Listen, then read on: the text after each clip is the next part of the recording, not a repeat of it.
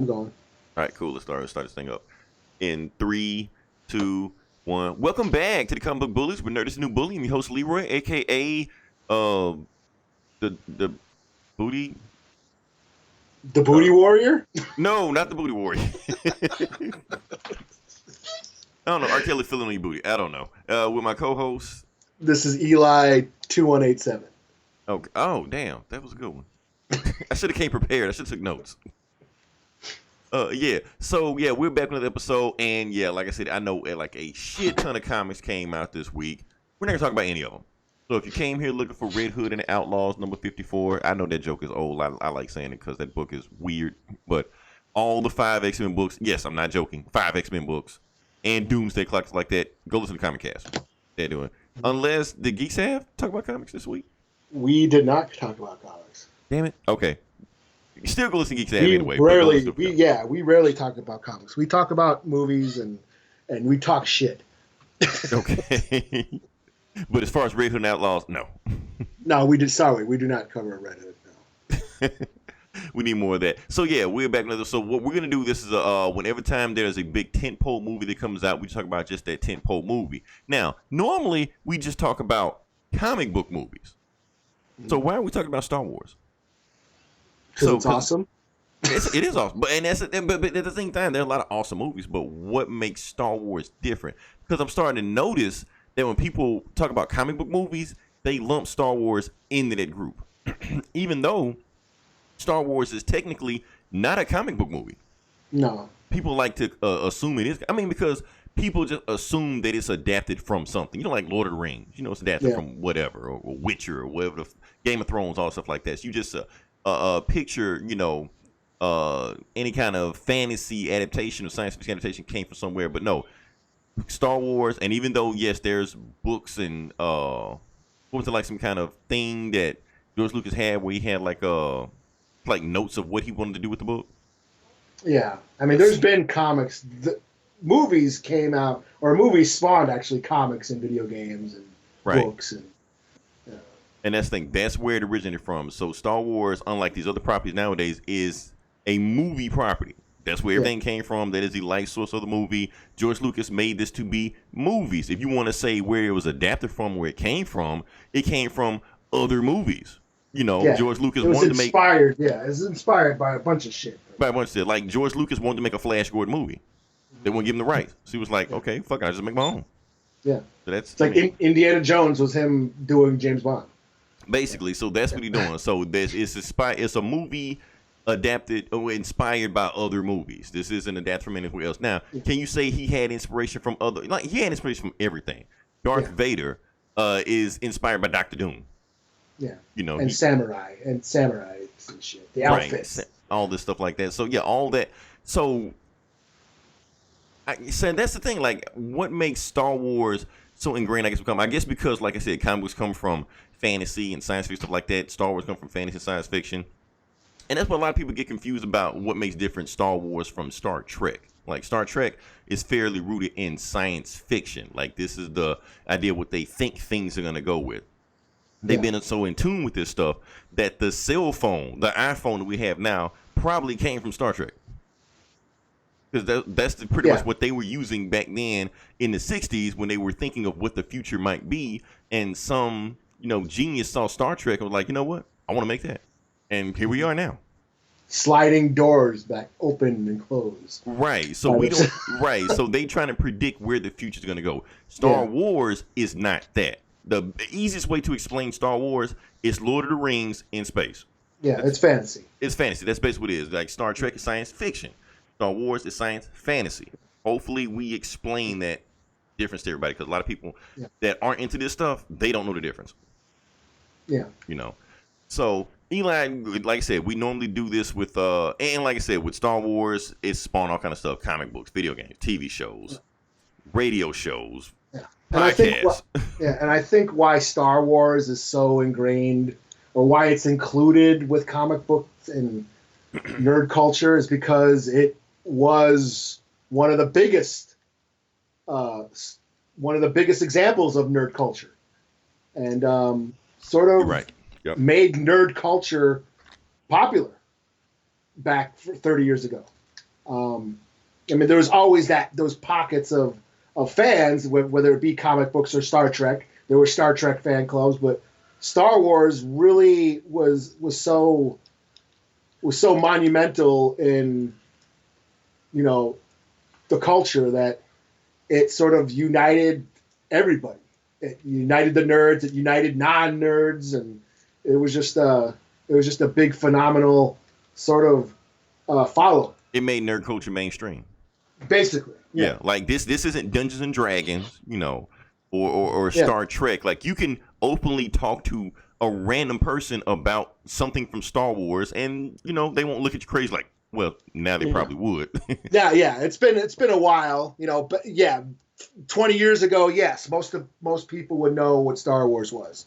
You know, nowadays it's been a while, and it's been 30 years, 40 years now, and you got people not so much. Yeah, you got people wearing a badge of honor, bragging about, I've never seen a Star Wars movie before. I've never seen one before, and they're happy to announce that, you know, to everybody.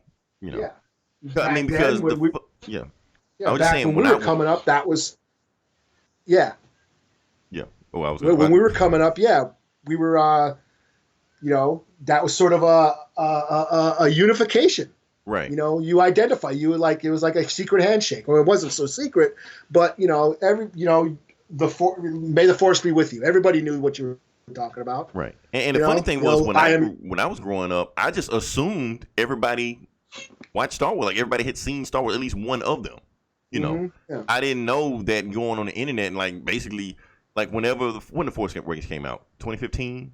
2015, yeah. Okay, 2015. I didn't even know that there was so many people that wasn't aware of Star Wars. I just assumed everybody knew something about it. So it was actually like a culture shock to me that people didn't know about it.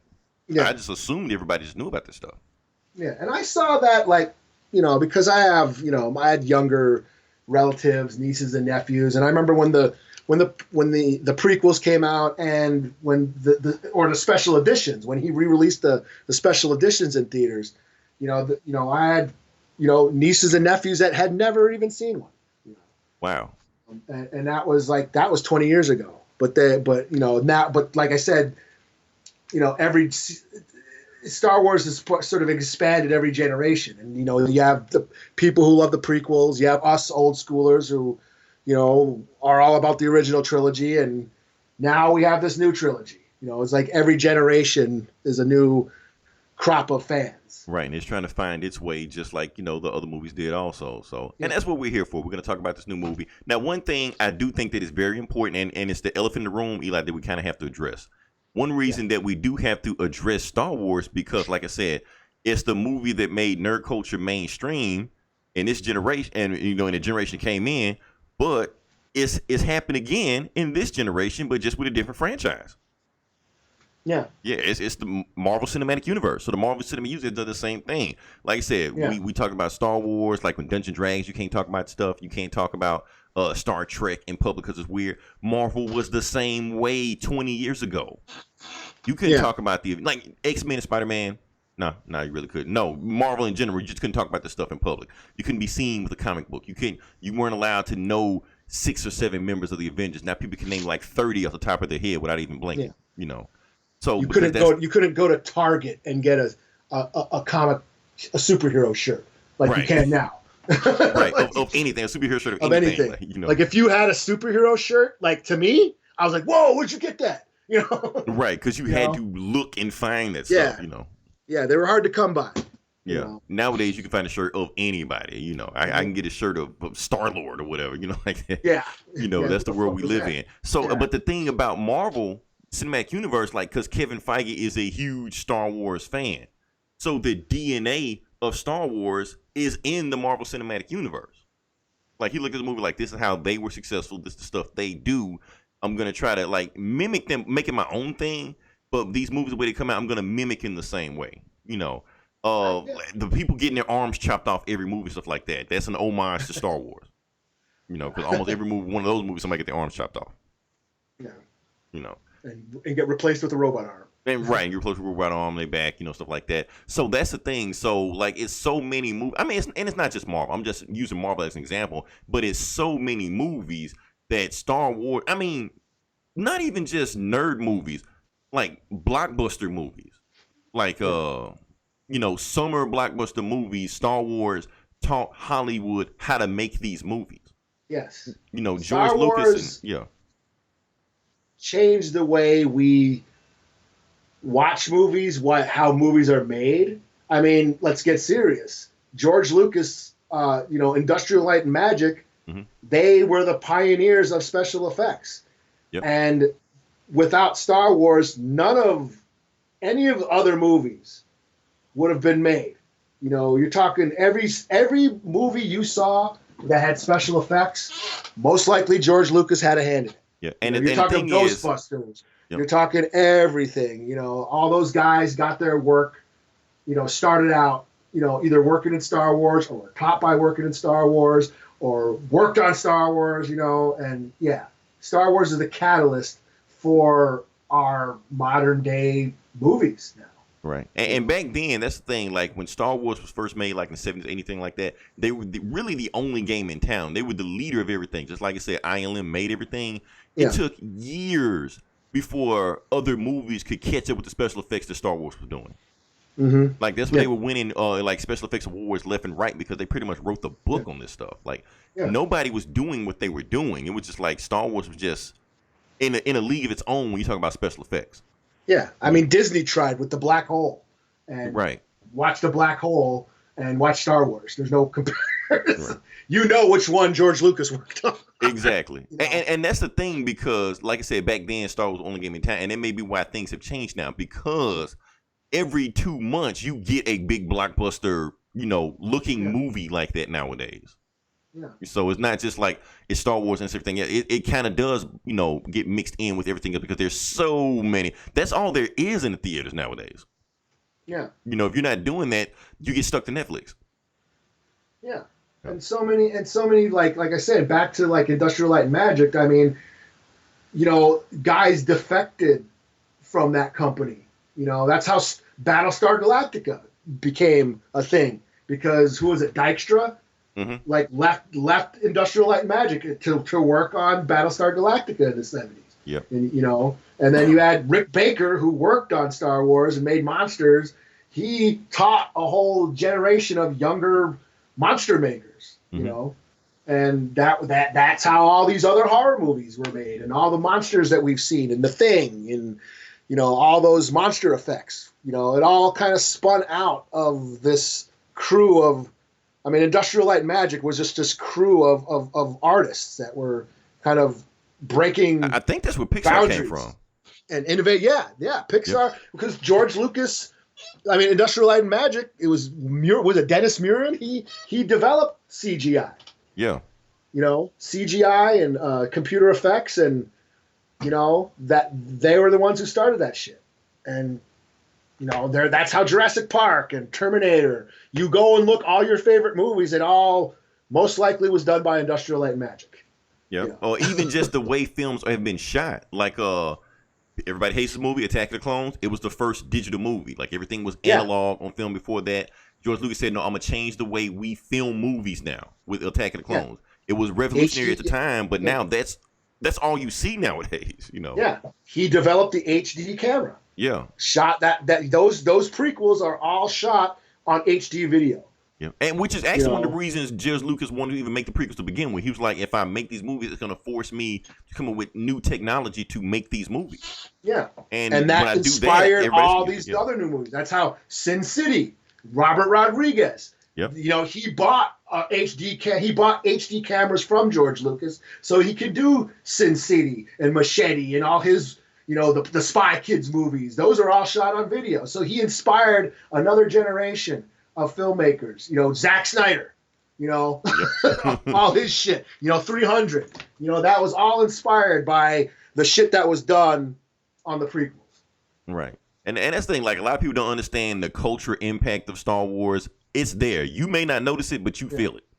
Yeah. Especially if you're a fan of any movies or anything like that. Like that got me into movies watching Star Wars. I want to just watch anything just to see it. It's it probably got me into comic books also, just the science fiction, fantasy stuff like that. I like that type of world. What else do you have? Comics, that's all that is. So that's probably Star Wars in a way probably started my love for comics. Yeah. Even though it's a movie, but just the fact that you want to just, be in that world. And comic book movies would have not have existed without those innovations in special effects. Yeah. Oh, they wouldn't have. Exactly. Yeah. That's the thing. That's why it took so long for them to really catch up. Even if you go back and watch the original Superman movies, those are very crude effects. Right. And then you fast forward 10 years. Time, Yeah, you fast forward to the X-Men and Spider-Man, of the those movies. That's when technology caught up to where we can believe Spider-Man exists and the X-Men exist and these powers exist. Like, I know people hate Man of Steel, but watch the Superman versus Zod fight in that movie.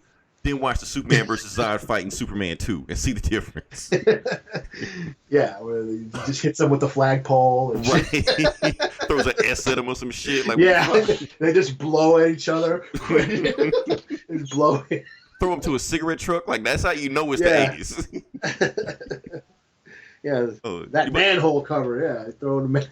Right, like a frisbee what the and fuck? It's like I said, just you got to watch all this stuff in the stats. But like I said, we didn't come. Well, we came here to talk about Star Wars because we've always put a lid on Star Wars because even as fans, all the fans are conflicted on how they view Star Wars, and we are too. Like I said, we're both fans, so we're conflicted sometimes. We kind of put it in a bottle and just leave it there, so we don't burst into an internet rage just like everybody else does. But here we're gonna talk about Star Wars, gonna celebrate it, and we came to talk about one very specific movie, which is Episode 9, The Rise of Skywalker. I always get that shit confused. So we came to talk about this movie, what we think about it, what we like about it. We're gonna address everything: the Rotten Tomatoes score, the audience score, what we specifically thought about it, ignoring the internet, and we're going to just dig into it. Now, before we jump to the podcast, let me talk about the box office numbers. Okay. Might as well. Just get it out the way, So, let's start with it. Give it to me, Eli. What's number one movie of the week? It's probably that one Disney movie, right? It is a Disney movie. Yeah. It is a Disney movie. It will always be a Disney movie. So, Star Wars Episode 9, The Rise of the Skywalker. Eli, can you give it to me? What was the box office domestic returns of this weekend? Of this weekend? Yep. For Star Wars? Yeah. What are they saying? I saw it's like 100, at least 170 or a million or something. 170 million. Yeah. Yeah. It's lower than. It's one of the lowest one I heard. That's what okay. So let's break down like out of the Disney Wars movies. Let's Mouse Wars. Yeah. Okay. So out of the main Skywalker movies in the franchise, yes, this is the lowest gross opening weekend. However, it did outgross Rogue One and Solo, but of course we're gonna outgross Solo. Oh yeah, Solo bomb. Yeah. So I don't know. We're gonna see how it goes. I mean, 175 million is nothing to sneeze at. Yeah, I think they were they were projecting more, but I don't know. I mean, that's and people. I mean, I seen there's one article like, "Whoa, Star Wars breaks record or blah blah blah blah with 175," and then I see other, "Whoa, Star Wars lowest Skywalker saga." Like people just want to shit on. Yeah, I mean, like I said, I don't have. So the thing is, the information I used to use, Box Office Mojo, that kind of took away my like all my stuff I used to have. So I used to like really be able to break these numbers down. I can't really do that now, but I'm thinking it's probably like the fourth highest grossing, opening weekend of all time in this month or something, and Disney is still like pissed. What is the highest? Is Force Awakens the highest? It's gotta be. I like, cause Force Awakens, broke 2 billion. What you said? Yeah. I know Force Awakens like it grossed. Yeah, like overall, but I mean, as far as like the highest grossing, I sent you. I know I sent you numbers. I was looking at. I think it was the opening. Damn, you doing my job, Eli? Damn. Yeah. Well, you sent me the link, and I feel took a glance on. But Force Awakens did have. I know it was over 200 million, but like I said, if you could pull that number up for me, Force Awakens. Oh yeah, it made like 900. Holy gee, yeah. Yeah, it was insane. I think it's the highest. No, that was domestic. It was like 930 million. That was just domestic. Yeah, it's the highest grossing domestic movie of all time in the United States. Yeah. And with another 200 million overseas and shit. Yeah. And when we're going to talk about China also, that's kind of a big part of what's going on right now. Where's the 175, 900? Well, that's the okay. Where's the weekend? Okay, weekends. Blah blah blah blah blah. Oh yeah. Force Awakens is the highest with 247 million. That's insane. Yeah. Yeah. So I don't know what Disney was thinking, because that's the highest grossing opening weekend of all time. So Rise of Skywalker's in second with 220 million. That's funny as hell. Right. That's the one that ruined Star Wars, and that made over 220. Oh, you meant the Last Jedi. The Last Jedi. Sorry, yeah. That's the. That's the one that it only made 1.3 billion. You know, though this movie's a flop. Like, calm down, guys. Now, people are of course, Disney is upset about that because yes, it did 1.3 billion, which is an insane amount of numbers. That's still 700 million less than the movie before it. Yeah. You know, and we don't, like I said, we don't know the future of what Star Wars is going to do. I do feel like if this movie doesn't break $1 billion, Disney is not going to be happy about that, because they are banking everything around these movies, the TV shows, the theme parks, the comic books, the video games. Everything is spun around the movie. So the more money the movie makes, the more money everything else makes, because people are going to want to see this stuff. Yeah. Well, Iger already said that they're taking a break after. Yeah. Because Force Awakens is $2 billion. Yeah, that made $2 billion. Shit, fucking yeah. So did for Last Jedi made over $1 billion. Right. Rogue One made over $1 billion. Rogue One made Rogue One. No, I think like 1.2 or something like that. Where'd it go? Which one? Yeah, it's okay. Worldwide. Okay, here we go. Rogue One. Yeah, Rogue One made $1 billion. Yeah. So the only one that didn't make $1 billion was Solo. Solo, yeah, 392. Yeah. Million. Right. Which, for everybody else, it would have been like if Ant-Man would have did those numbers, everybody would have been, jumping for joy. And that's the thing, Eli. Do we hold Star Wars to a higher standard? Maybe Star Wars fans hold Star Wars to a higher standards than other movie fans do. I think so. I think that's because these are events. Right. I mean, they've always been sort of they were basically the first summer movie blockbuster. Yeah, that and Jaws. Yeah. That and Jaws. Yeah, I mean where people waited for that movie to come out, and it was a big, huge thing, and people stood in line for hours. This is before online, where if you wanted to see it on opening night, you had to go there mad early and wait in line. And right. So that's the first one. That's the New Hope. It was this phenomenon. But then let's talk about Empire Strikes Back. Now, Empire Strikes Back, like if you look at the list of cinema movies, like Godfather and all those movies, Empire Strikes Back is usually in that list. Like they listed as one of the best cinematic movies of all time, like a game changer, like Gone with the Wind and shit like that. They'll put Empire Strikes Back in the same list. I've seen plenty of those lists like that. You can pull them up, stuff like that. So yes, Star Wars has a very high standard. So yes, anytime you make a movie like Solo, the fans are going to rip it apart because they don't expect mediocrity. Yeah, that is one thing that I mean, like I said, I like Solo, but yes, it was a mediocre movie. And like, do we want more than that from Star Wars when they had such a high bar, like this phenomenon, and you putting on these best lists, and they win these Oscars left and right for special effects, things like that. Now you're just gonna put out something that's just okay. You're tainting the name when exactly, you put out because you're tainting the legacy overall of the movie. I mean, as fans, I'll always cherish the chance to see a Star Wars movie. Yeah. But yeah, I mean, some of these movies I haven't liked as much as others. And that's the thing I want to ask you. So, does a new movie, if it's not as good, like I said, we haven't even got to Rise of Skywalker yet. We're gonna get to that in a second. But if the movie is not as good, does it tarnish the legacy overall? That's, I mean, for the general public, yeah. But I mean, I think the fan base, there's always going to be a love for if you're a fan You don't give a shit. I mean, yeah, you're a Superman fan. You like BVS. How many times you see BVS in the theater? You want me to live my truth, Eli? That's what But I mean, Star Trek fans. Yeah. I mean, everybody nobody likes any of the Star Trek movies. Like what Wrath of Khan is like the only good one, and nobody likes the rest of them. But there's still Star Trek fans who still read and watch this shit. Oh, don't even talk about the J.J. Abrams movies. Yeah, the J.J. Abrams, what I liked, because I wasn't a big Star Trek fan, but I liked them. You know why we liked it? Because it was like Star Wars. Well, yeah, I mean, Batman,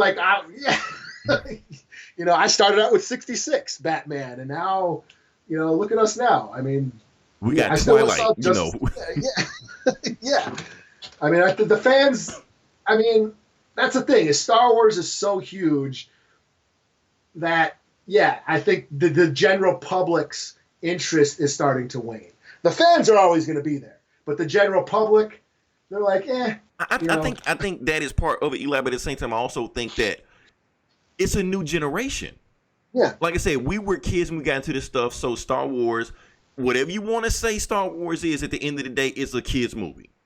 Because we got into it as kids. So these movies have to appeal to kids, but at the same time, they have to do something to appeal to kids. And I think a lot of kids, they look at Star Wars like, oh, that's that old thing. That's the thing our parents like. But they have to reinvent themselves to appeal to kids. And I don't think they really, hit the nerve yet on that, or crack the code on how to appeal to the same demographic that it did 40 years ago. Yeah. I think right now what we're getting is parents dragging their kids to see these movies. Yeah, that is true. I mean, because as a kid, I saw Return of the Jedi when I was like 8 years old. Yeah. I had no problem with the Ewoks, and then I find out, as I got an adult, I found out that a bunch of adults hated the Ewoks. Right. I'm like, really? I had Ewok soap. Like, what the I had Ewok underoos. I didn't give a shit. Who was the Ewoks made to appeal to? Yeah, I was 8 years old, had no problem. Yeah. So if you're 40 years old watching this movie, you're gonna have a problem with some killing teddy bears. Yeah, and then fucking the prequels, everybody hated Jar Jar. But I fucking hated Jar Jar. But there's a bunch of kids who did not give a shit about Jar Jar, who did not mind him. But you're right, because I was older watching these prequels. Yeah. So when I'm watching Jar Jar, I'm like, look at this offensive shit. It wasn't offensive to me until the South Park. Oh, no, that shit was offensive to me from the beginning, man. I was like, at first I was like, yeah, Jar Jar, I could take him or leave him. He's an Ewok, I get it. And then it wasn't until that one South Park when oh God, that was bad. I was like, okay, damn. But yeah. I mean, to generate, I think, and now we have Baby Yoda. I mean, that's what we have now. Is Baby Yoda. And honestly, I think that was a complete accident. Yeah. I know they have focus tested marketing for this, but I think Baby Yoda caught them off guard because that's why they don't have the any Christmas toys up. It's like Kenner all over again back in '77. Right. They have the toys ready, and like they tried to shove BB-8 down everybody's throat. No one cared. I don't think that caught on.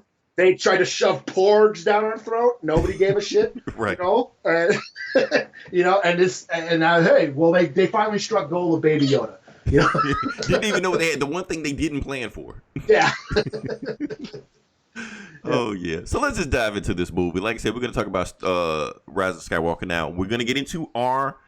Like I said, I've been completely avoiding Eli's post about the movie, so I don't know what he thinks about this movie. I've made sure. I'm posting the fuck out of it all week. I've been ignoring you. Okay. Yeah. Thanks, bro. That's what friends are for. Yeah. So, and I've been completely keeping my opinion, away from the internet. So nobody knows what I think, because if anyone wants to know what I think about this movie, that's what this podcast is for. All right. So, but first thing we're going to talk about is the Rotten Tomatoes score, because we have to address it. It's the elephant in the room. We got to address it, but it's very interesting, these numbers. So, the Rotten Tomatoes score, critic score right now is 57%. Rotten. It's the lowest Star Wars score ever on Rotten Tomatoes. The flip side of that, Because you gotta. That's the thing. People weaponize Rotten Tomatoes to use it however they see fit, but you got to look at the whole thing. So yes, the critic score 57%, but the audience score is 86%. Yeah, it's flip flop. Yeah, so it's the exact opposite of what it was for the Last Jedi. The Last Jedi had a nice. I'm not gonna pull it up. I have the numbers in here, but I want to make sure I'm accurate with this view collection. I'm gonna look at the Last Jedi because it's almost flip flop of what the Last Jedi did. Yeah. Last Jedi. Yep. Last Jedi critic score. Eli, get this. 91%. Yeah. Wow. Yeah. And the critic and then the audience score is 43%. Yeah. Yeah. Now a lot of people, they had all these reports, stuff like that some bots had hacked into it and they made the score go to shit and stuff like that. But people say that. It's true. I mean, I remember seeing Last Jedi opening night, coming out of it, liking it, and then I called Anthony, who had just seen it an hour after me, and he was pissed. Right. So that's the thing. But you remember the stories about how the bots had hacked into Rotten Tomatoes and made the critic score go to shit. But if that's the case, why does everybody hate this movie? Yeah.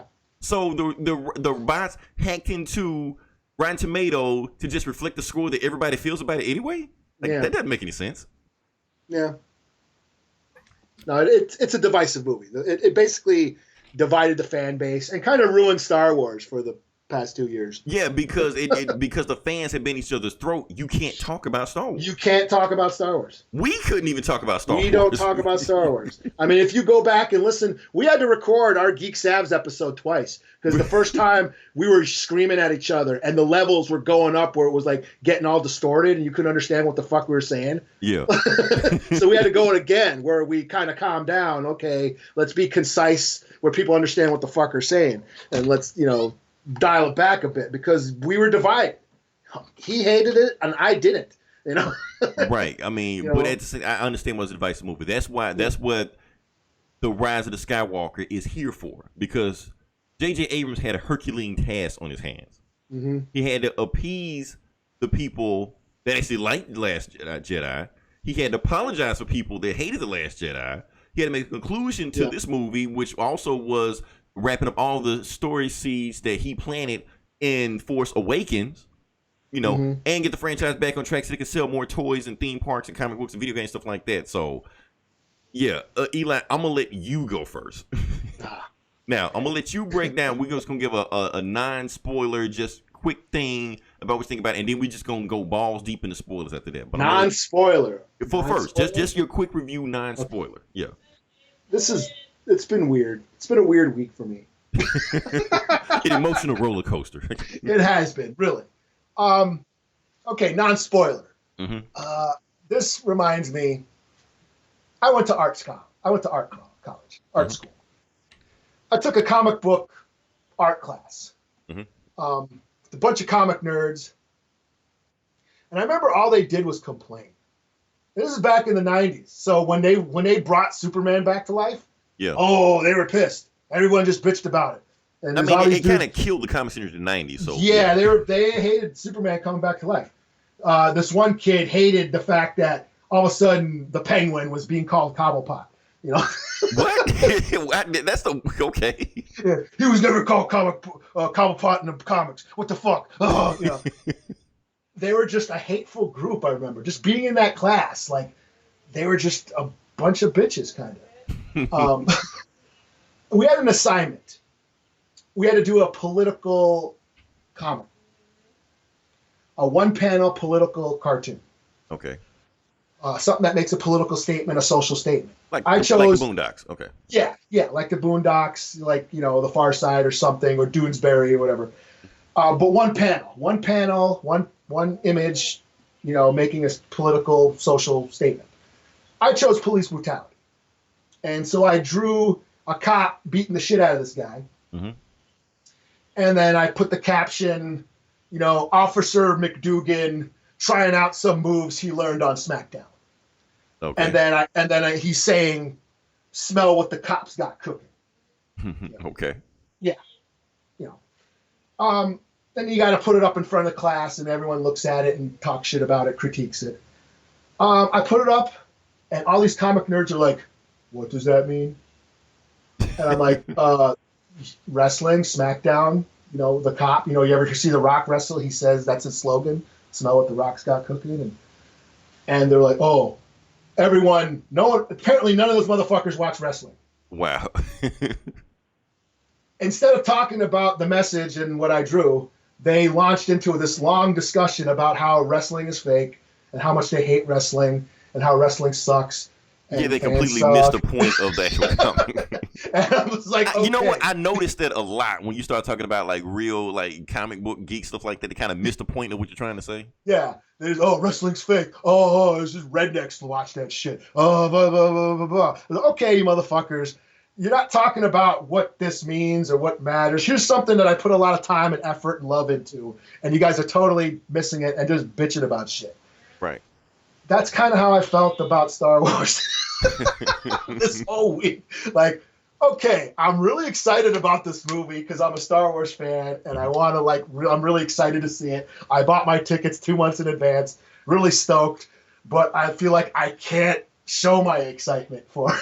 Right, because people are just waiting to attack anybody having fun with this movie. Yeah, it's like and then finally the night before the movie came, you know what? Fuck it. Star Wars. It's a new fucking Star Wars movie. I'm excited. I'm gonna have fun with it. Fuck everybody. And that's what I've been like. I love Star Wars. Fuck you. That's what I've been doing. So we went and saw the movie and we liked it. There's my non-spoiler review. Okay. Okay, so good things, bad things, but I mean, what did you like about the movie? I liked that it was fast paced, that it had everything that I want. Like, yeah, it's everything. If you're a Star Wars fan, it's got everything you want. And that's the thing. I was reading some of those reviews, and they're like, "Oh, Star Wars full of space battles and lightsaber fights." Oh, like really? You're like, bitching that's what about a going to see, right? Star Wars movie for having spaceships in it? You fucking idiot! You know. So I learned right away. I was like, okay. And then some people, like, I was watching YouTube videos of people trying to review the movie, and some of those motherfuckers don't even know how to pronounce words, certain planet names or words. Or one dude was like, "Yeah, that one movie where Luke blew up the Death Star." I'm like, "You don't know that movie's called?" Okay, like, why do you have a YouTube channel, moron? Right, you don't know anything about Star Wars. Yeah, your opinion means shit to me now.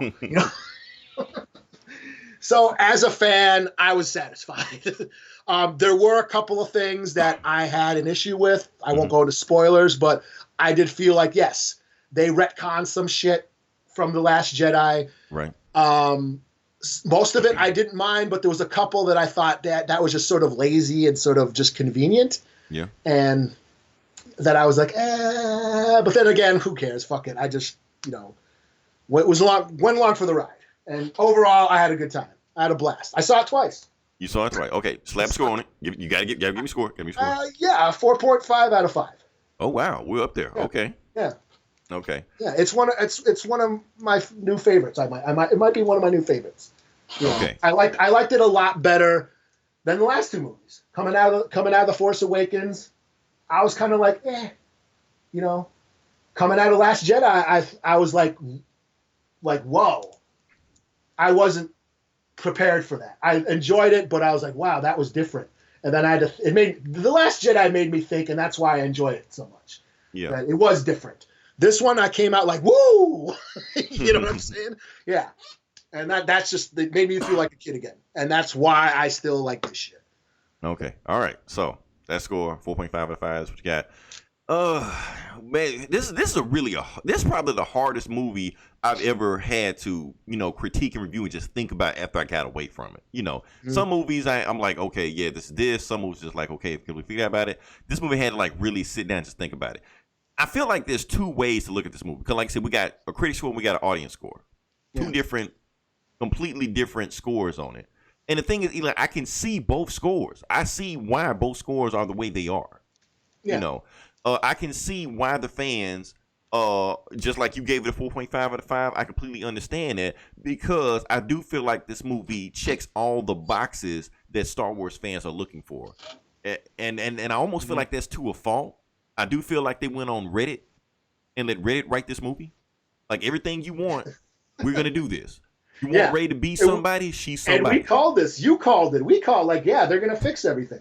Right. They're going to find every bitching fan on Twitter and Reddit and Facebook and just address their problem. They see a complaint about too much, that's what they're going to address. And that's what they did. Yeah. Welcome back to the flock, bitches. Right. That's what it was. Like, take me back, please. That's what this movie it felt like, an apology. I cheated on you. Baby, take me back. That's what this movie felt like. So I get that. So I get why, Star Wars fans are there, because everything Star Wars fans look for, like, I don't care about you subverting my expectations or, throwing something new at me. Give me what I want. I wanted Luke to, slap everybody in the, slap an army by himself. Give me something like that, and basically whatever you want, they give you in this movie. Now, as far as actual movie, like that's my Star Wars, fans lens I was looking through then. Like, the movie's giving me what I want. I'm cool. But as far as a movie, like, just take the Star Wars out of it, take the fan part out of it. This movie is a mess, Eli. It just is. I'm gonna go into it and tell you why I feel like the movie is a mess.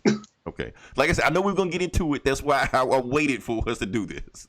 Now, I don't care about plot holes and conveniences and things like that. I don't care about that shit. So all these, wannabe YouTube armchair critics talking about stuff like that, they can go fucking fly a kite for all I care.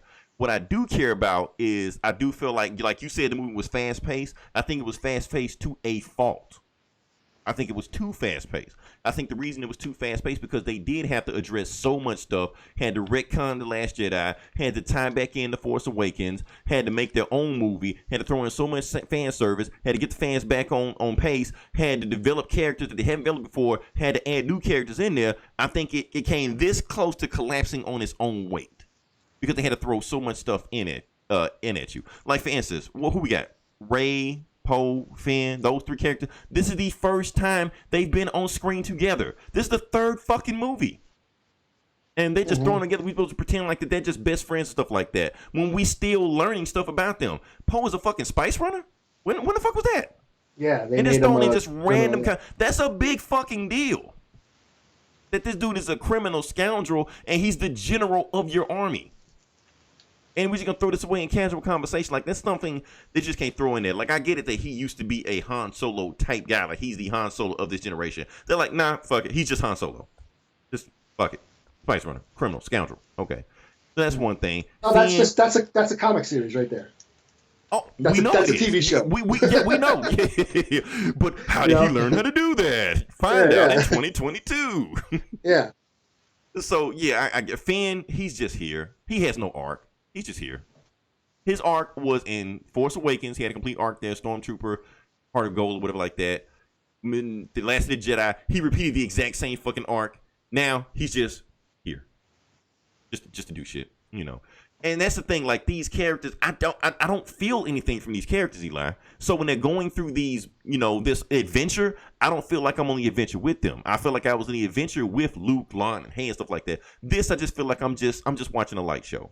Because I'm not invested in any of these characters. And don't let me get started on Rey. Can I talk about Rey? Let me talk about Rey. Yeah, talk about Rey. She's the most OP motherfucker I've ever seen in a movie. Captain Marvel, fuck Captain Marvel. It's Rey. I'm going to do a death battle with Captain Marvel versus Rey before this shit is over with. And see how divided that shit is. Because she's so invincible, so overpowered, I don't feel anything from her. I don't feel like she's in any danger at all. So she's just doing shit and just going through the motions. Because I know at the end of the day, she's going to pull some new force power out of her ass and just win. I was like, whatever, fuck. So, yeah, all that is going on. You got all these new characters popping up, which actually they seem pretty interesting, but there's so little of them in the movie, you don't feel anything from them either. But the movie feel like it wants you to care about them. The only people that really care about is the old characters.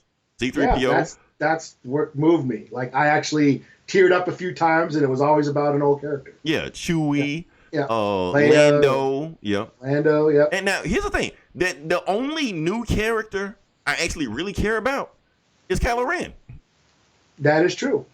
In all these movies, he's the only character I ever really gave a shit about. And that's the weird thing. Like, and I'm going to talk about that in a second in the spoiler section because that's another problem I have. Because his character was most fleshed out.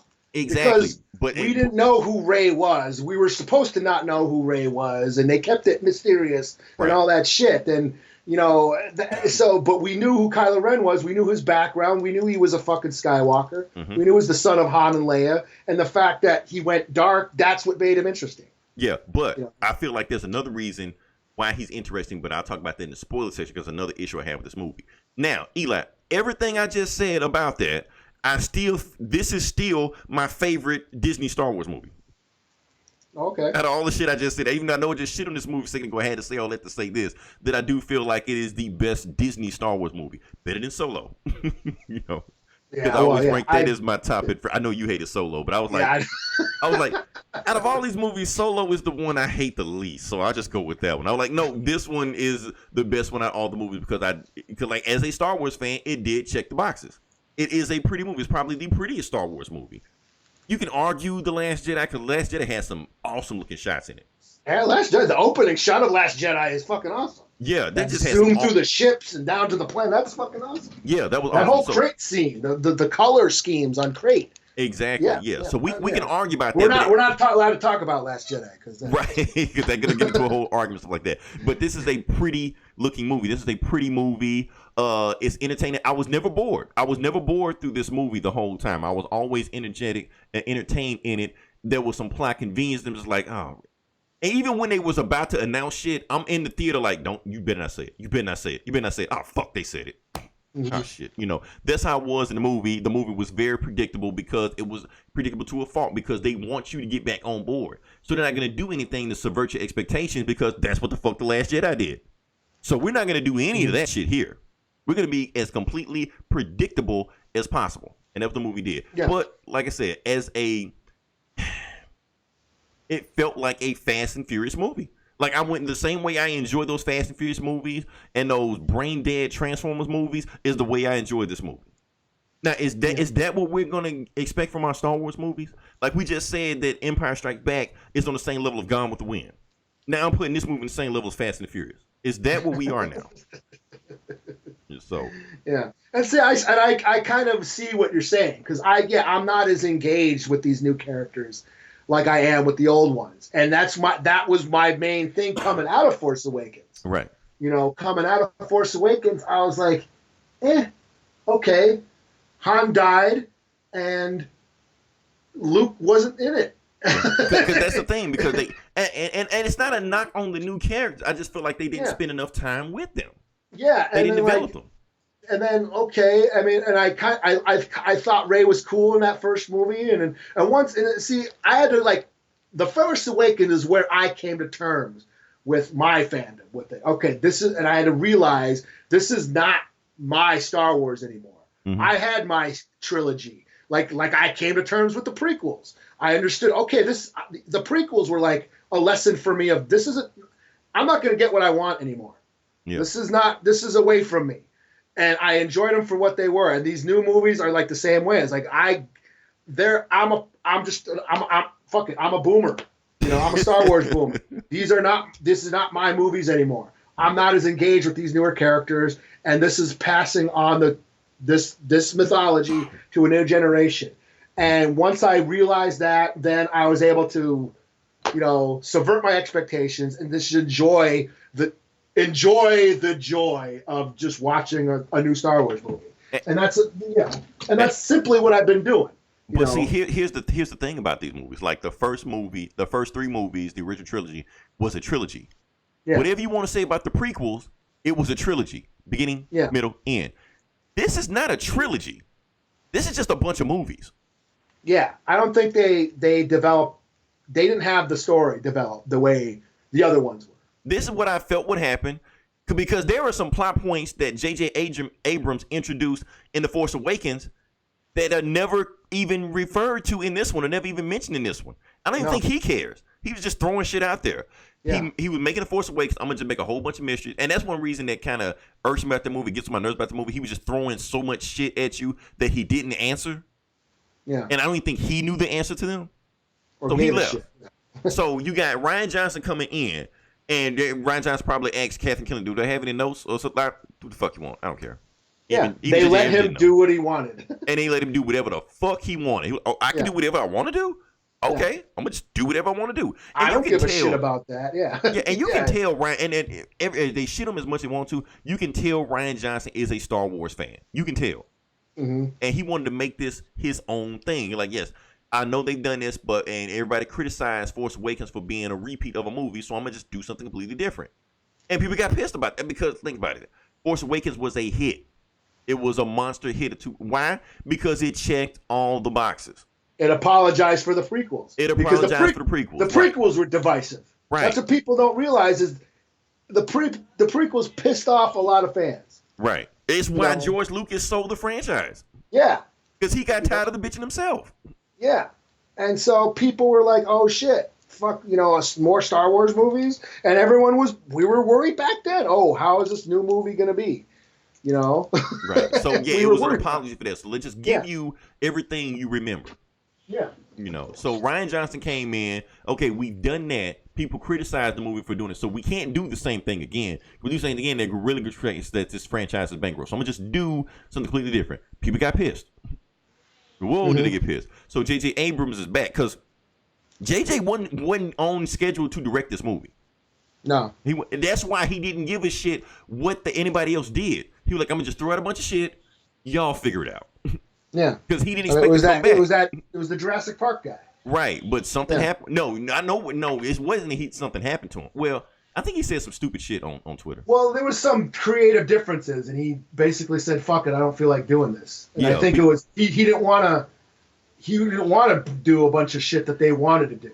Right. Like he wanted to basically make his own movie too. The same way Rian Johnson made his movie. He wanted to be another Rian Johnson. Right. And they're like, no. It's got to bring back like a bunch Marvel has right now. They hire yes men. Yeah. And J.J. Abrams is a yes man. Yeah.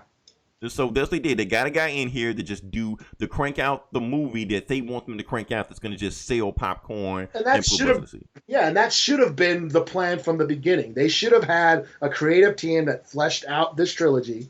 And we've talked about this before. I mean, George Lucas had a mythology in his head. Right. And the funny thing about it, George Lucas didn't have this shit as fleshed out as people think he did.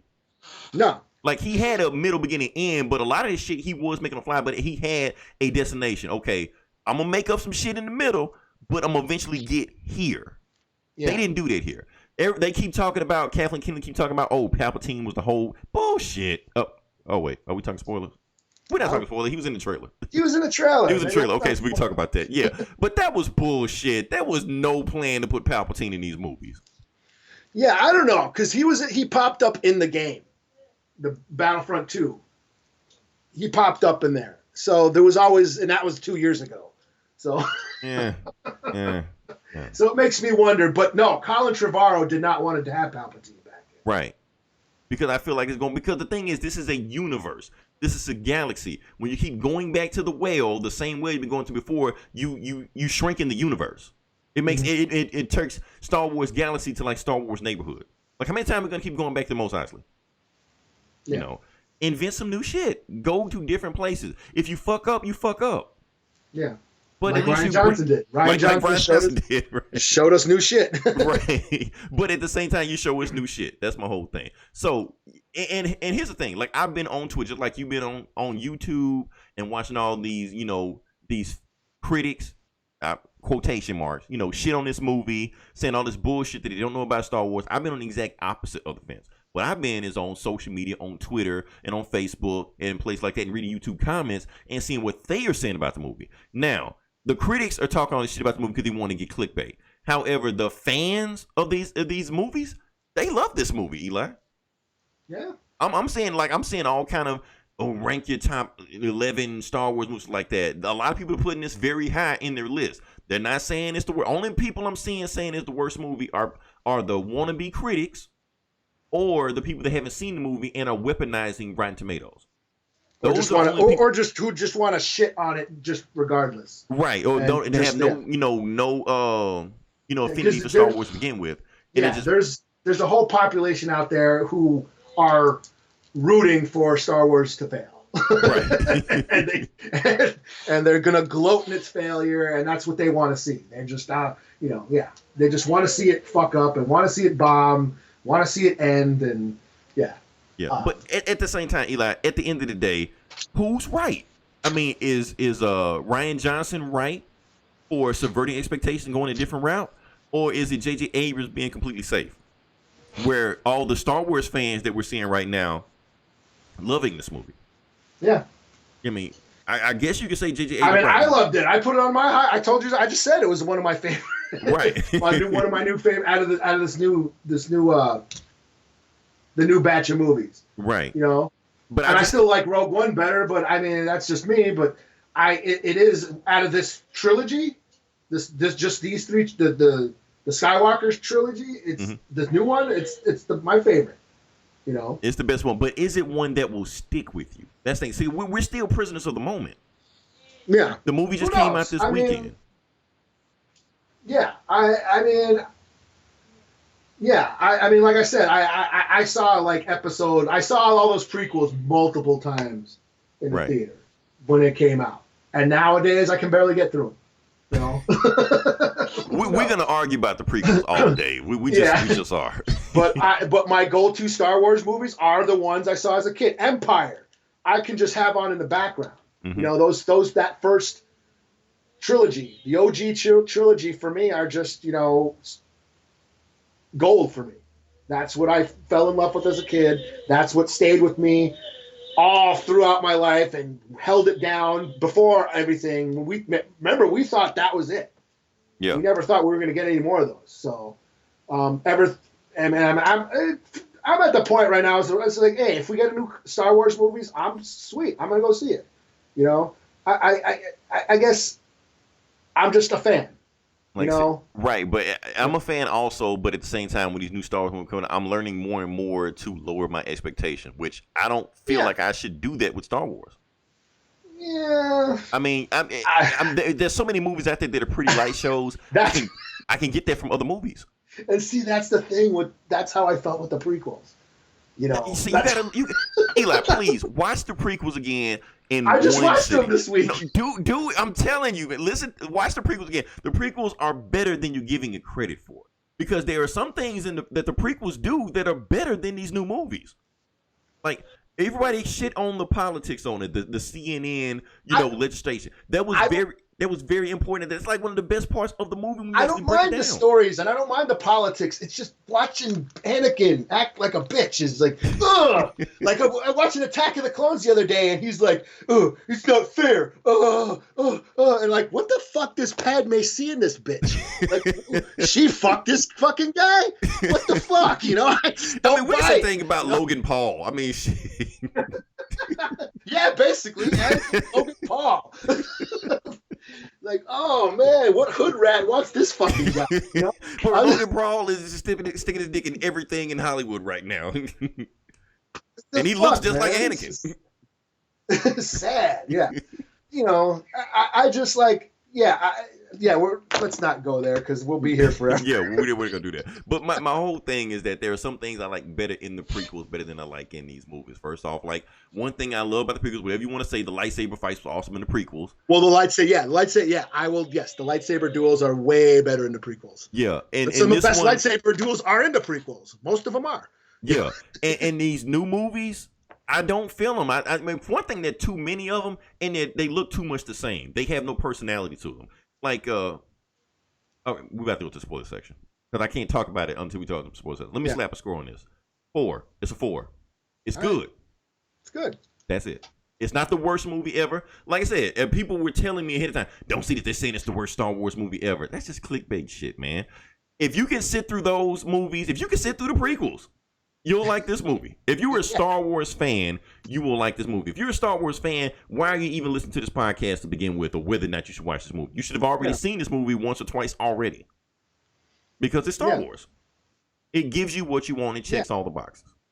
and nothing Yeah, more. and if you lost faith, then you probably ain't gonna give a fuck about it anyway. Yeah. If you're not a Star Wars fan, you're not gonna like this movie either. Yeah, if you didn't like The Force Awakens and you didn't like The Last Jedi, we ain't gonna like this one either. This is not gonna sell you. That's just what it is. Yeah, if it hasn't hooked you by now, yeah, forget about it. Go watch Cats. Yeah, no shit. Yeah. Okay, so as we said, let's move into the spoiler section of it, and let's just really, really, really dig in here. What part did I leave? It was something I was about to say. Lightsaber fights. Okay, now there's how many times did Rey and Kylo lightsaber fight in this movie? Like 3-4 times or some shit. It was something. They were always lightsaber fight, and I felt nothing from it because you can tell they didn't go through that same. There was that one where they were like. Skype chat calling and they fought each other some shit and and then they fought again on the force base. Projection. Yeah, then they fought on the ocean thing. And I'm like, okay, I get it, man. Yeah, this and it just looked samey. Like there was no difference in between them. They would just swing. Now, like I said, the prequels they had Jedi flipping and all this bullshit like that. They look like some goddamn ninjas. Yeah, the OG Jedi trilogy, in their prime. Yeah, the OG trilogy. I love the Star Wars, but it was different in the OG trilogy. Yeah, there was emotions at stake. Yeah, because it was more. And first off, they weren't even. Like when Luke was going up against Vader, you were like, Luke halfway did his training, quit that shit. He's going against the baddest motherfucker in the universe. He's about to get his ass kicked. So there was drama there. Yeah. And it still holds up because Vader's just fucking with them the whole time. He's fucking the whole time. Like, yeah, you're better than what I thought you were, but you still suck. So he was still just beat the shit out of him when it was all said and done, and that was made it tension. That's what made you like Luke might not, and it really made you feel like when you first the movie, like Luke may not make it out this shit. Yeah, and then and towards the end of it, you see Vader. Okay, you're starting to piss me off now. I got to cut your hand off. Right. Cut the shit, kid. Right, and the whole thing, like you listen to George Lucas comment, he was like, I want to show Luke at the end of this movie, like, yeah, he think he has a chance, but really he had no chance to begin with. Vader was just fucking him the whole time. And now the third movie, like I said, I've had my gripes with Return of the Jedi, but it was a difference in the lightsaber fight, and it was also because it was like Luke was fighting for his father's soul, but at the same time, you're not losing his own soul. So it was more like a psychological fight. Yeah. So it had its own moments also. So I like that. But like I said, the prequels, it was just Jedi, just flipping all over the place. Like this shit is just fucking awesome. Sometimes I just fast forward just to those parts. Yoda pulling out his lightsaber versus Dooku at the end of the crowd lost it. I lost my shit that first time seeing it. Right, you had those moments, and that's the thing. Like when I was watching, like we had those moments of like, oh shit. When I was watching the Rise of the Skywalker, there was no moment where everybody just went, oh shit, it's about to happen. There was no Captain America grabbing Mjolnir about to smash Thanos. There was no moment like that in here. There was no Yoda grabbing a lightsaber or no Darth Maul pulling out, a double-bladed lightsaber. There was no moment like that in there. It was just, like I said, a light show. It was everything cranked up to 11. But the thing is... I felt there was, but there was some, but there was the opposite effect. That was like when we were like, "Oh shit, they're about to do this." Some of us, there was clapping in my theater. My theater was kind of dry. That was But like I said, if it's a light show and you crank the light show up to 11 the whole time, you're really getting a 5. No, you can't leave shit just all the way up, turned all the way.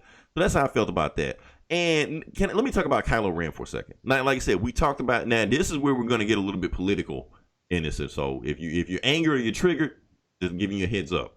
Now, Kylo Ren, like I said, we've already said, the new character is the most fleshed out character in these movies.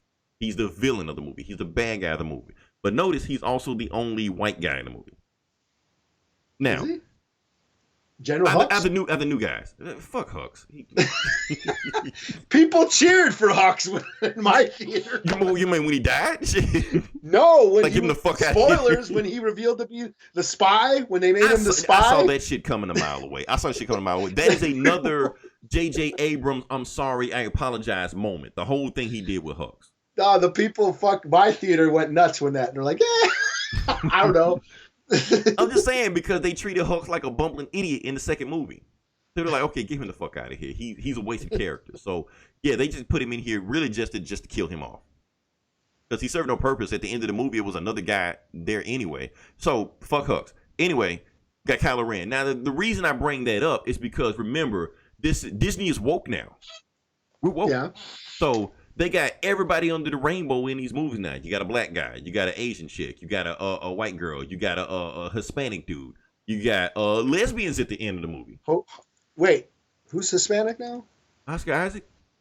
Is he? Yes. He's like he's not white. He's not white. He's like Cuban or some shit. Oh, I did not know that. What the fuck, man? Yeah, he's the Hispanic token character of these movies. So they have the reputation of all of this. This is the Rainbow Coalition of this movie. So everybody's here. I don't know. I thought he was like a white. Yeah, he's Cuban or some shit, Guatemalan. You look it up. Oh, he's something. Damn, yeah, I did not know that. Oh yeah, I just looked at Oscar Isaac Hernandez Estrada. Yeah. Yeah. Nope. Yeah. I thought he was white. Well, he was in Sucker Punch, and he was white as fuck in Sucker Punch. That's true, but it's Zack Snyder. So, so that's my whole thing is that they have everybody under the rainbow in these movies, but we already said that everybody in the movie is underdeveloped. So they want everybody to feel special. Everybody want welcome. They want inclusion in everybody's movie, but everybody is underdeveloped in these movies. Finn is just there. Yeah. No art. Well, that's the Disney safe, playing it safe. That's the thing. They're playing it safe, but at the same time, like, are they really giving us any benefit of it when everybody is a weak character, character-wise, except for Kylo Ren? Especially with all the horrible shit he does in this trilogy, and technically, Rey basically becomes a damsel in distress. Like, as powerful as the fuck she is, she becomes a damsel in distress at the end of the movie. Kylo Ren has to save her after all the fucked up shit he does in these movies. Yeah, we saw that coming too. We saw it. It was predictable. There was going to be a redemption. Yeah, we knew it was going to have his redemption story. Yeah, we knew that. So that's my whole thing about that. They say they're woke, but they're not really woke. They just throw these characters in there because woke sells. That's we said this with Black Panther. Right. Woke sells. Yeah. So that's the thing. They just throw characters in there. They don't flesh them out, and that's it. Rey, I feel nothing from it. Like I said, Rey is the most OP character. Now I can talk about this shit. She's the most OP character in movie history. At the end of this movie, she goes Super Saiyan God, Super Saiyan Jedi. I thought she was going to start yelling at the screen until her hair turned blue or some shit like that and then fight. She killed Palpatine. Yeah. Palpatine kicked Yoda's ass in the prequel. Not really. He fell. He did some shit but the whole thing was like Obi-Wan was gonna fight Palpatine and Yoda like, no, don't even think about it. Like, Palpatine will kill you in a second. Palpatine killed like 5 Jedi Masters in like 2 seconds. That and the shittiest fucking that duel sucks. I thought it was kind of funny, especially when the guy was yelling. Oh, that duel sucks and that pisses me off. It's 5 Jedi Masters, man. Come on. Yeah, and they didn't do shit. Because it's Palpatine. Shit, he was an old, crusty old bastard. He just comes up and like just sticks them. In the Kung Fu movies, the old guy always know every fucking thing. Shit, I was like, that was the worst choreography ever. It was 2 old dudes just going at it. Samuel Jackson was in his, past his prime also. So yeah, you can tell Palpatine's face was CGI on like a 20-year-old body. Yeah. It's like you can do that shit with Photoshop, just like put somebody's face on there. So yeah, but that's that. Point is, canonically speaking, Palpatine is a bad motherfucker.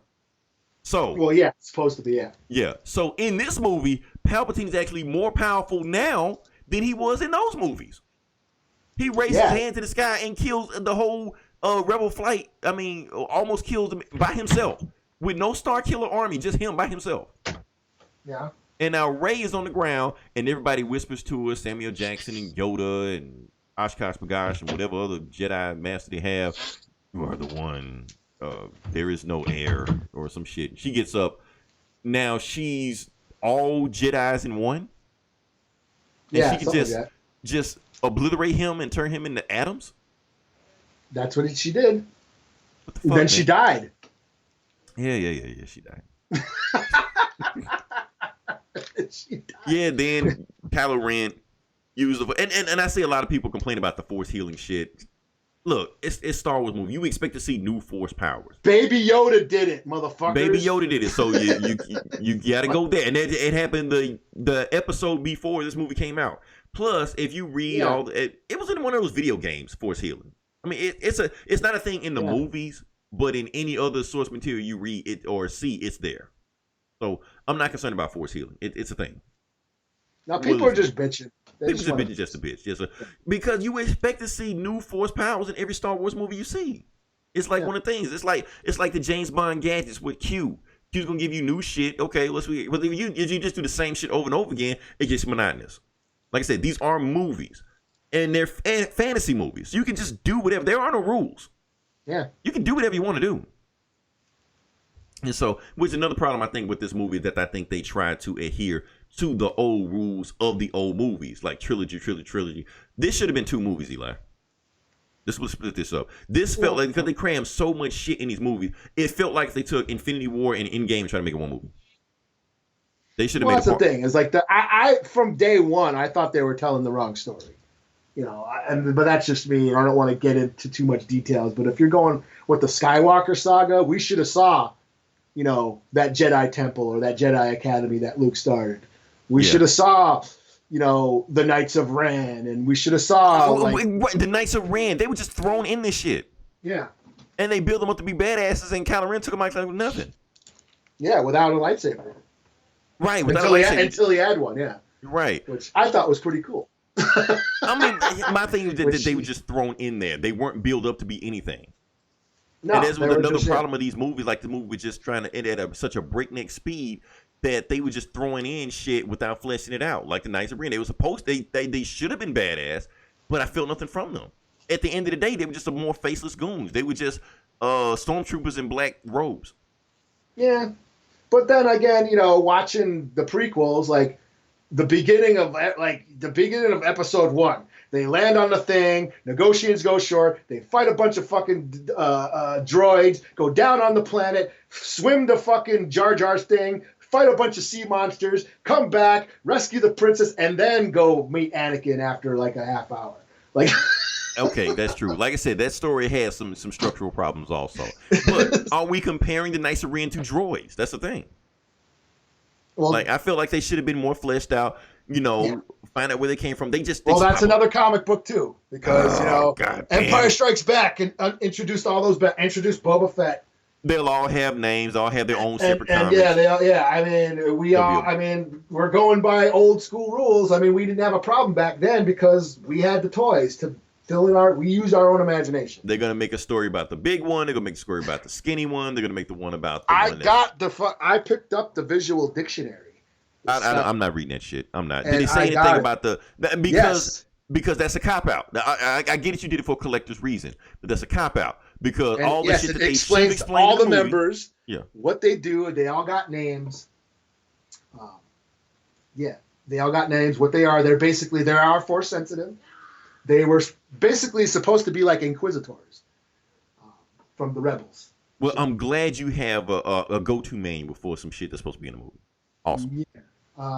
And did you know Lando had a daughter that was kidnapped by the First Order? I did not know that. The movie did not say anything about that. They made it seem like that he was hitting on that chick, which I thought was creepy as fuck. You know, you know what I laughed? You know what made me and Izzy laugh when he goes, "Give Leia my love." Like, yeah, Han's dead, right? Okay, yeah, time to shoot my shot. Play the long game. Yeah. Yeah, so they still want Lando to be Lando, but yeah, in 80s Lando in the 80s, yeah, he would have pulled that chick. But 80-year-old Lando, it just came off like really, really creepy. like your old granddad, like sugar daddy, you know. So you're trying to pay through college? Well, I can help you out with that. Yeah. There's a whole section on the Knights of Ren. There's a whole section on, I did not know this, but that beginning scene, Kylo Ren is on Mustafar. Killing all those fucking. It turns out it's a cult of Vader worshippers. Huh. It would have been nice to know in the movie. That would have been nice to just see. Right. No. And they're a cult of Vader. They've been holding down Mustafar ever since Vader died, and Kylo Ren is going around. It's basically like a tourist attraction. Yeah. Well, they basically pay tribute to Vader, and Kylo Ren's been going around killing all the old Sith because he wants to be, the ultimate Sith Lord. Oh. See, this is what I'm talking about, Eli. But that's what they said in the beginning. He wants to erase Palpatine. Right, but then he joins them. And that's another thing. He joined them because he needed Rey to help him. That's the reason Vader joined them. Like, they always, when I get what I want, I'll betray him. That's what the Sith do. They always fuck each other over. But at the end of the day, that's another thing that they retconned from The Last Jedi. The Last Jedi, Kylo Ren was like... Okay, let's fucking get into it. Because this is my biggest fucking gripe. Okay. Is what they did. Is the big reveal of who Rey was. Oh, but we called it. We called it. And that was one of the theories. I mean, the popular theory was she's a Kenobi. Yeah. Another theory is she might be a secret Han Solo kid, out of wedlock, like Creed, right. and one of the theories was she would be a Palpatine. Right. I just felt that she's a Palpatine. I felt that was like the weakest and the less interesting one out of all of them. And it doesn't even make any sense. So Palpatine got down I guess. We don't know. Yeah. In the 80s somewhere. No, maybe not the 80s. Oh. It's her granddaughter. Yeah, that's the thing. So it says she's the granddaughter of Palpatine. Yeah, that doesn't interest me. That's just the worst one out of all the theories was her being that. Eli, no matter what they would have done, it would have been a lazy theory. Yeah. It would have been lazy writing. I thought, like Fat T from the Savs, he had a cool theory about her being a clone. And that was like, that sounds fun. Okay, let's get into that. Because what the fuck was Palpatine? Was he a clone? Did he survive the last thing? What was he? I don't know. After 2 viewings, it seems like they probably recovered his body somehow and been having him on dialysis because he was hooked up to that machine and he was all weak and shit. But remember, he sucks out that life force power from them and heals himself. That's when he gets all Super Saiyan. Right. But my whole thing is, he fell from bottom's pit, from the Death Star. The Death Star blew up in space and then entered orbit and crashed into the water. How the fuck he survived that? Maybe he was on fire and the water put it out. I don't know. God, this is... You see what I'm saying? And that's the thing. Like, Star Wars fans, we excuse this lazy-ass writing. And that's why somebody that's not a Star Wars fan, like these critics, they just look at this shit like, y'all really excusing this shit? Like, that's why I'm on like 2 different ways about this movie. Or they use the Infinity Gauntlet. You always got to bring it back tomorrow. Just snap them all back and we'll be all good. Or time travel. Hey, at least they didn't do time travel. I'm just saying, give us. At least they gave an explanation. Those Marvel. Because we were afraid they were going to do time travel. That's the one thing Star Wars has not done yet. They try to stay away from that shit as much as possible. But the point is, at least they give. No matter how flimsy the explanation is, they give explanation. This Palpatine is just back because reasons. He has an army of Star Killers that pretty much had the power of a Death Star, and it's a whole planet of them that nobody knows about. Yeah, that was hiding. That's kind of like the Thrawn sort of story arc, because Thrawn had a whole fleet kind of in hiding, all this time of planet killers, of Star Destroyers. Oh, okay. I guess I don't. Let's go with it. Okay, fine. Yeah. Oh, but yeah, it's so many other issues. But I mean, honestly, Eli, the more I'm talking about this movie, the more I'm getting pissed.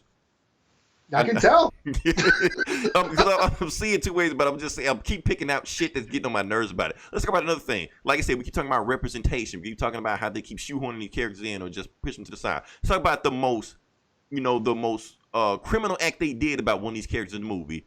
Rose. Oh yeah, that was a retcon too. That was just wrong. Yeah, because they hyped all this up because we know how she got this backlash in The Last Jedi, and they promised everybody, don't worry, Rose will be back. Rose will be back. She'll be here. Don't worry. Had in the press tour and stuff like that. She was in the trailer, stuff like that. They show her in the movie, stuff like that. Briefly, Finn shows up and just like, hey Rose, we're gonna kill some bad guys. You wanna come? Nah, I got a thing. Okay, bye. Like, what the fuck? Isn't that the love of your life, supposedly? And you can walk on like these damn coworkers? Who knows? But that was another apology. That was another, okay, let's not piss off the butthurt fanboys. Let's keep her at the office. You're trying to have your cake and eat it too. Like you're trying to be woke, but you want to appease the fanboys also. And I think that was basically, that's the thing. Yeah, there's those things where they're just apologizing for The Last Jedi. She got Jar Jar. That's what happened. Yeah, that's the thing is I had no issue. I like The Last Jedi. So I can see why critics are like, okay, well, here's The Last Jedi, where Star Wars sort of took a different approach to, its mythology, and that's what they enjoyed about it. And this one sort of just fixes all that and basically throws everything The Last Jedi set up in the trash. Right. And just let's go back to what fans want. Let's just, give them what they want, And some of that is like, I would have liked to have seen, I like the fact that Rey wasn't nobody, but we knew they were going to fix that. I would like to, I think the thing is making her a Palpatine or Kenobi or whatever the fuck you want to creates more problems in general with the story.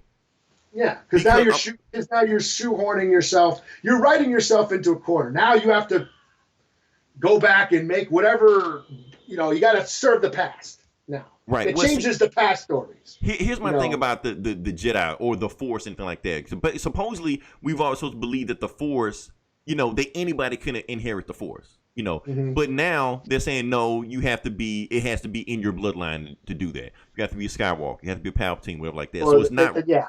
So it's not really anybody can get this power or randomly can just be anybody. No, it's all in here. You got to be an X-Man. It's the X gene.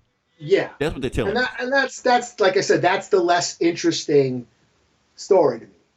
I like the fact that she was just nobody, or that whole thing. If she was a clone, like what if she was a clone? Yeah, if she was a clone, I would have been fine with that. I would have been fine. We were talking about because remember her vision in The Last Jedi when she saw all those reflections of herself. There was a bunch of her. What if there is a bunch of her out there? Mm-hmm. And maybe the Rey we see in these movies that's the one that had the highest midichlorians count. And that's why she went in hiding, because the First Order were after her, some shit. And that there is dark Reys out there, and she actually had to go kill them and shit. Oh, now if she made a clone army of dark Reys at the end of the movie, yeah, that would have been 5 out of 5 for me. That would have been awesome. Like just popped out of nowhere, like, oh shit. Yeah.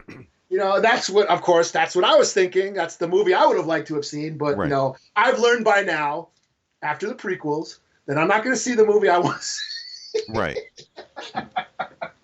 But, Eli, the more you talk, the more I'm like, is this really a 4 out of 5? I'm struggling. Hey, I go by how I felt.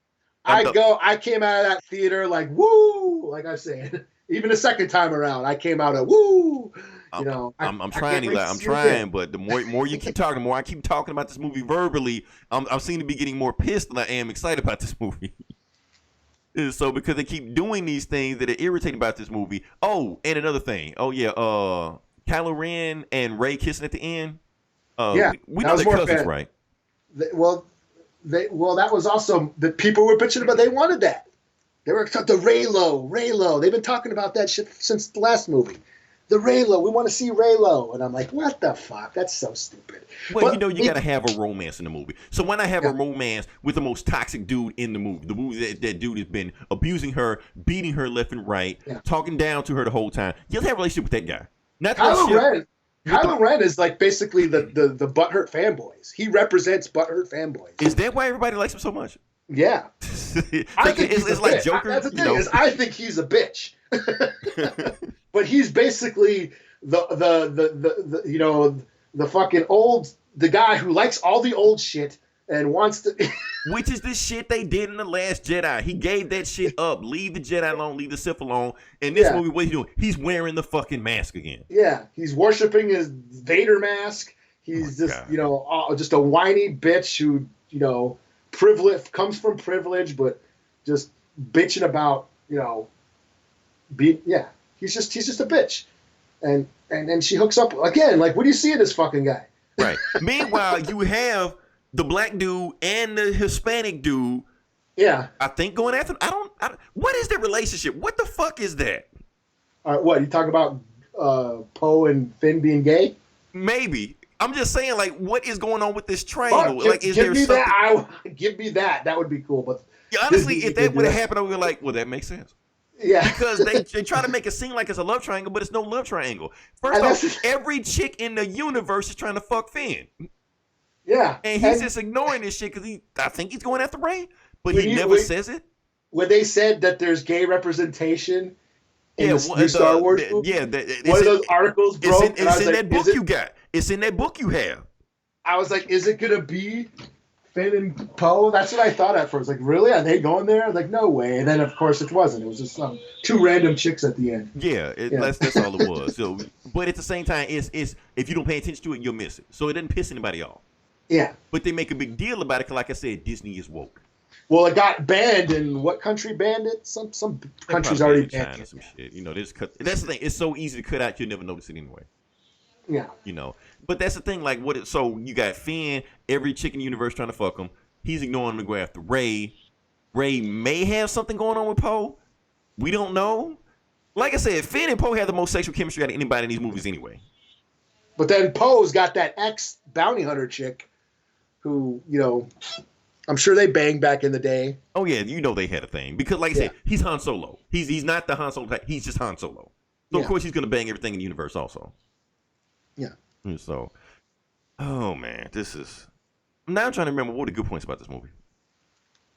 I'm trying to like it. I guess we just going to be just too divided on this movie. Because it's one of those movies I feel like, just like Fast and the Furious, and just like Transformers, I'm just going to forget about it. I'm just not going to think about this movie again. I don't know. When Leia died, I cheered up when fucking Chewie started. But that's my thing, though. And that's, right. Like, all of the old characters I was connected with. Leia. I'm finally glad they actually confirmed and explained that, yes, Leia had for Jedi training. Yeah. Because at the end of Return of the Jedi, Luke said he was going to train her. Mm-hmm. You know, and now we see her training, but she gave it up because she had a vision of that if she keeps doing this, eventually, you know, her son Ben Solo was going to become, you know, Sith Lord or whatever like that. So that's why she gave it up. But he ended up doing it anyway, so it doesn't really matter. Yeah. So, I don't know. Like I said, this was like basically an Indiana Jones movie. You know, it was them going on a quest, trying to find these antiquities so they can find a map, so they can do this thing. And it was, you know, Indiana Jones mixed with the Goonies. You know, remember the Chester Copperpot? They found the guy in the skeleton, and they got the compass that they put up against the sky, and they see the thing. And, you know, it was a bunch of that shit for me. And I was having fun with it. You know, this was fun. You know, like I said, I was having a good time with it. I had fun. I'm talking all this shit, but I had fun. I was entertained. But is that all we're getting from Star Wars? Like I said, I guess I'm one of those fans. I expect more. I have a higher, you know. Maybe you are. Yeah. Like I said, I've come to terms with these already. like I said, with the prequels. Should I have these high expectations? Now that I think about it, should I have the expectations? Like I said, yes, the first movie, cultural phenomenon. It bled into like the fabric of America. I get that. That's what the movie is. Second movie, top 10 cinema list of all time on IMDb. So we went all these words like that. I get that. But you already said, you said so yourself that Empire Strikes Back is the best movie of this franchise. Yeah. So but that was 30 years ago. 40 years ago. 40 years ago. Yeah. Almost. Yeah. So is that what we're saying? This franchise peaked 40 years ago? Yeah. So should I hold the same standard for a franchise that peaked 40 years ago? No. Because your expectations are gone when you were a kid back then. You're right. You know? You were a kid, and that's what I said. Like like I said, with the prequels, I'm like, okay, so that's what these things are going to be. Okay. You already just it. And the Force Awakens the same way. Okay, I thought Luke was going to be in this movie, and he's not. Okay, so this is all about a bunch of new characters now. Okay, well, sure, why not? It's a Star Wars movie. Fine, I'm there. You know, and maybe that's the problem we're having with fans. Because I think the biggest problem with this franchise is the fans, and I guess I'm part of the problem also. I think that we have nostalgia goggles on. We expect these movies to be better than what they are. Yeah, I mean, like I said, I had to come to terms with that. My trilogy, I got to see Luke kick all the ass 40 years ago. That was mine. Those are my stories. And the rest has just been expansion of the universe. I'm not expecting much out of them, but they are fleshing out. They're giving me more of that world. And that's what I enjoy. I'm just appreciating all these other glimpses into this world that I fell in love with as a kid. But that's the problem with these movies, these Disney Star Wars movies. They're not expanding the world. They're going back to the well. Yeah, but still, it's new stories, and it's just because what do we do? I mean, for me, I had a bunch of the toys. That's what it was. I mean, I played with all these toys, and I imagined this thing in my head. And that's why people feel so personal, especially the old school fans. They feel so personal, that like they take ownership over it because we took this shit home. The toys were so much a part of this fandom. We took this shit home with us, and we imagined all these stories back then. And we couldn't binge these movies. Remember, we had to wait years between each movies. And in between those years, we played with all those toys and imagined all these different stories in our heads of what this universe is supposed to be. And now here we are, 40 years later, a bunch of motherfuckers who can't grasp that hey, you were a kid back then. Your toys aren't canon. So, and that's what it is. And I'm, like I said, after the prequels, I'm like, okay, yeah, that's not how I play with my toys, but you know what, whatever. It's more Star Wars, it's expanding the universe, and I'm fine with that. And that's all, as a fan, that's all I've counted as a blessing, because this could have ended 40 years ago, And now I still think, hey, the fact that it's still going and we still have new Star Wars movies, I'm gonna still enjoy it and appreciate the fuck out of everyone that comes out, even Solo, which I did not like. I'm just saying, Eli, if the thing turns into Fast and Furious in space, I'll still like it, but I'm just lowering my expectations. That's all. I mean, and that's just what it's going to be. Yeah, that's what Solo was for me. Just mediocre and like, well, yeah, that's what it was. Basically, Fast and Furious. I mean, it was that for me also. Like I said, it was the best out of those movies just because it was the one I hated the least. I mean, yeah, and I mean, even though I liked The Last Jedi, it's not what I wanted. Right. It did a lot of expectation, like subverting expectation, like, okay, I thought about that. It isn't what I wanted, but it also made me think, and it took it in different but I didn't hate it. I didn't hate it. Yeah, and it brought up different ideas and themes that usually Star Wars movies don't do. Yeah. That you don't see in Star Wars movies, and that's why I like it so much, is because it tried to be different, and it tried to bring up these different concepts that I tried to talk about for the past 2 years, but I couldn't, because every time I did, people would just bitch at. Well, see, now you can do that, Eli. That's the thing, because honestly, I feel like the fandom is repaired. Yeah. Well, you can't talk about Last Jedi, though. Well, not the Last. You can't talk about the Last Jedi. That's still in the box. But the point is, you can talk about Star Wars again now, because even though the critics hate this movie, it's still been only a week. Oh shit, you're right. Because that's what every Star Wars movie. We love every Star Wars movie the first week out. Yeah, but even just leading up to this, I mean, I almost got kicked out of a fucking group the other day.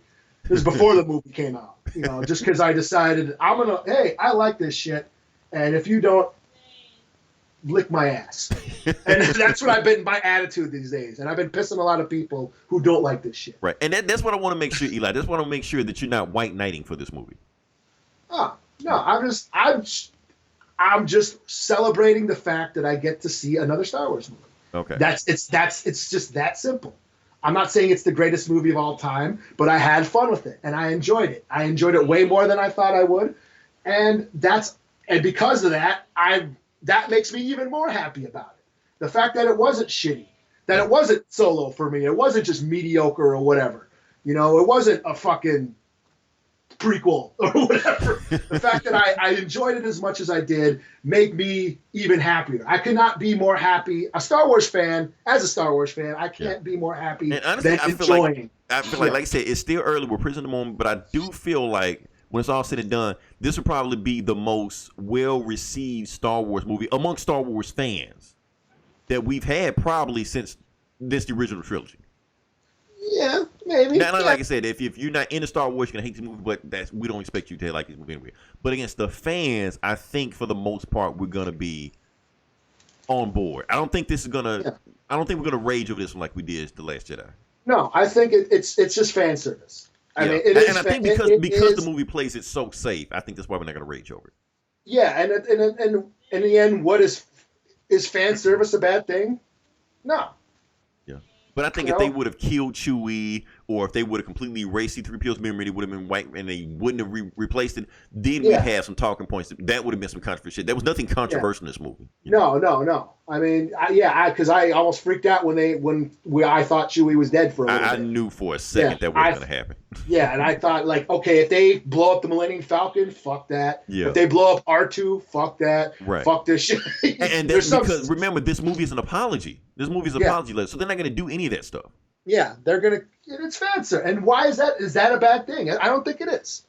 You know, it's a total tribute to the franchise and to fans and giving us what we like about it. And there's nothing wrong with that. I mean, that's all Avengers Endgame was. It's just a bunch of fan service and a tribute to all the old movies. Shit, half the movie was showing us the other old movies. You know? Yeah.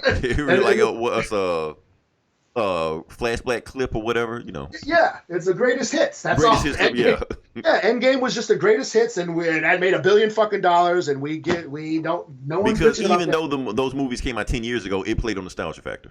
Yeah, and no one bitches about that. Hey, remember this? Hey, remember that? Yeah, but for some reason, having lightsabers in a fucking Star Wars movie is a problem all of a sudden. It's just like, I think Star Wars, there's some expectations that Star Wars has that people hold it to a higher standard, and I also think there's a resentment that Star Wars is this big thing in our popular culture, that there's like a rebellion against it. There's like a cool factor to be hip and edgy, to basically knock it and shit on it, you know, because it's the popular thing. Yeah. It's like you said, it's the shit your parents were into. Right. You know? But we're our parents, so. And now we are, you know, so. Oh, well. But other than that, Yeah, have we exhausted everything? I got nothing left to bitch about. I had all my notes that I was going to bitch about, but I've got them all out. I don't have anything to bitch about. So I guess I don't know how to feel about this movie, man. I'm conflicted. Next week, I probably feel like I saw it twice, and I want to see it again. That's how. And like I said, I picked up the visual dictionary, and I'm reading through it like, oh, that's interesting. Oh, that's interesting. That should have been in the movie. Blah blah blah blah blah. But you know, I'll probably go see it again just to I don't know, because I think I need to see it again just to wrap my head around this movie, how I really feel about it. You know. Yeah. Because I'm all over the place with this movie right now. And I do. I watch every movie at least twice, even Solo. I went and saw Solo twice. Even Batman vs Superman, just to make sure. Oh, you mean Star Wars? No, okay. I didn't only saw it. BVS was. So I'm the only one that saw it 3 times. Okay, that's fine. You only saw. Damn, dude, that's some hard shit. Yeah, fuck, I want to say it. That's my truth. Like I said, I'm gonna live my truth today. This is my confessional booth right now. You just like your badass points just fucking. You leveled up with me, man. You got strength I didn't know you had. Oh, damn. All right, so can we wrap this up? I think we've talked about this. Sure, yeah. We've got all the points we got out there. If you listen this long, definitely like, share, subscribe. We have other sister podcast, Geek Sam. I haven't listened to it yet. I'm going to listen to it, but I know y'all dropped a Star Wars review also. Mm-hmm. Let's do it. See, we go from there. Like I said, go listen to Comic Cast. They did all those books that we didn't feel like doing because first off, we broke. They had Matthew Rosenberg on today, I heard. Oh, shit. I forgot to plug Matthew Rosenberg. I want to know, did they ask him about that radical Islamist? That's what I want to know. I don't know. We'll have to listen. I guess we will. I know they're going to ask him about, what did you think about Valiant or whatever? No, fuck that. Ask about the radical Islamists. That's what I want to know. In that issue of Punisher, War Machine. Fuck all that, you know. Oh, shit. And we got a whole bunch of the podcast, too. But, yeah, like I said, Merry Christmas or Hanukkah or Kwanzaa or Life Day or whatever the fuck you celebrate. You know, happy holidays. We will come back with another episode next week. We'll talk about some other stuff, and hopefully we'll be more united than we are now. Until then, this is Leroy. This is Eli. Happy Life Day. All right.